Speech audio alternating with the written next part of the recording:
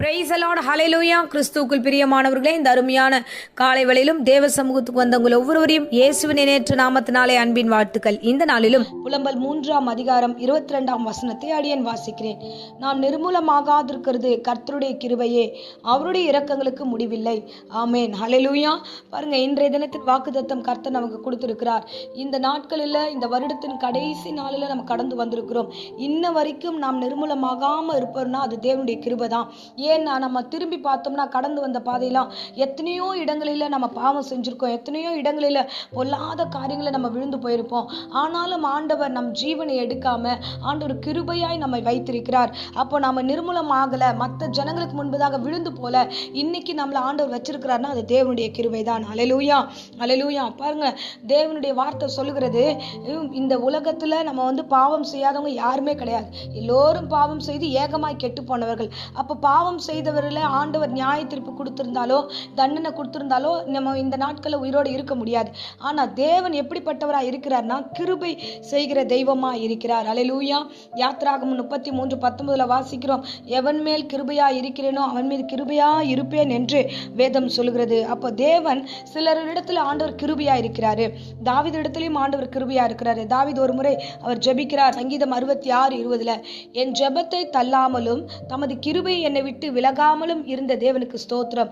ஏன் இந்த வார்த்தை தாவீது சொல்லுகிறார் என்றால், அவனும் பாவம் செய்தவனாக காணப்படுகிறான். பத்சேபாள் இடத்தில் அவன் பாவம் செய்கிறான், தவறுதலான ஒரு காரியத்தை செய்கிறான். அது நிமித்தமாக அவன் உடைந்து போகும்போதெல்லாம், ஆண்டவரே என்னை நான் பாவம் செஞ்சுட்டு என்னை மன்னிச்சிருங்கன்னு சொல்லி விண்ணப்பம் பண்ணிட்டு அவன் சொல்றான், ஆண்டவரே உடைய கிருபை என்னை விட்டு எடுத்துறாதீங்க ஆண்டவரே என்று சொல்லுகிறான். ஹல்லேலூயா. பாருங்க, தேவன் கிருபை அளிக்கிறார். யார் யாருக்கெல்லாம் கிருபை கொடுக்கிறார்? தம்மை நோக்கி பார்த்து கெஞ்சி வேண்டுகிற ஒவ்வொரு பிள்ளைகளுக்கும் அவர் தயவாய் கிருபை அளிக்கிற தெய்வமாய் இருக்கிறார். ஹல்லேலூயா, ஹல்லேலூயா. இஸ்ரவேல் ஜனங்கள் அப்படிதான். மோசேவிடத்துல ஆண்டவர் கற்பனை குறித்து பேசிக்கிட்டு இருப்பாரு.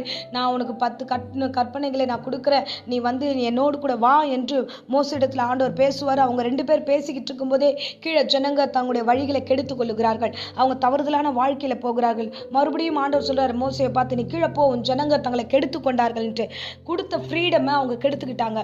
கீழே போய் பார்த்தா எல்லோரும் தவறுதலாய் பாவங்களை செய்யறாங்க, ஆடலும் பாடலுமா ரொம்ப கொண்டாட்டமா இருக்கிறாங்க, விக்கிரகங்களை உருவாக்கிட்டு. அப்பொழுது அந்த இடத்துல மோசே ஜெபிக்கிறார், ஆண்டவரே எங்களுக்காக மனம் இறங்குங்க என்று சொல்லி அந்த ஜனங்களுக்காக அவர் போராடி ஜெபிப்பார். ஆண்டவரே நீர் கொடுத்த ஜனங்க, ஆண்டவரே இந்த ஜனங்களை நீர் எப்படி ஆகிலும் ஆண்டவரே அவங்களை நீ கிருபையாய் காப்பாற்ற வேண்டும் என்று கடைசியில் அவர் ஜெபிக்கிறார். ஹல்லேலூயா. அதற்காக மோசே ஒரு இடத்துல சொல்லுவார், ஆண்டவரே அந்த ஜீவ புஸ்தகத்துல என் பேரை கூட கிறுக்கி போட்டுருங்க ஆண்டவரே, நீர் அந்த பிள்ளைகளிடத்துல இறங்கலனா அப்படின்னு அவர் கெஞ்சி கேட்பார். அதன்படியே கர்த்தர் இறங்கி கிருபையாய் ஆண்டவர் மோசே நிமித்தமாக இஸ்ரவேல் ஜனங்களை சேர்த்து கொண்டார். ஹல்லேலூயா. அன்பு பிள்ளையே, நீங்களும் நானும் நிர்மூலமாகாதிருப்பது தேவனுடைய கிருபையே.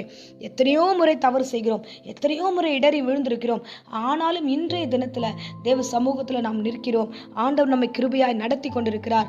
ஆமென். சங்கீதம் 23:6 வசனம் வாசிக்கிறோமே, நன்மையும் கிருபையும் நம்மை தொடரும். தேவனுடைய சமூகத்துல உங்களை தாழ்த்தும் போது ஆண்டவர் கிருபையாய் இறங்கி எல்லா காரியத்தையும் சாட்சியா நடத்தி மரண பரியந்தம் அந்த கிருபை நம்மளை தொடரும்படி வழி நடத்துவார். ஆமென். இப்போது அடியேன் உங்களுக்காக ஜெபிக்கிறேன். அன்பு ரட்சகா, இந்த அருமையான வேலைக்காக ஸ்தோத்திரம். இந்த பிரசங்கத்தை கேட்ட ஒவ்வொரு பிள்ளைகளையும் ஆசீர்வதிப்பீராக. எந்த பாவங்களை இடறி விழாதபடிக்கு நீர் பாதுகாத்துக்குள்ளும் ஒருவேளையில விழுந்திருந்தா ஆண்டவரே எங்கள் எல்லோரையும் மன்னித்து அப்பா உம்முடைய கிருபையினால இடைக்கட்டும்.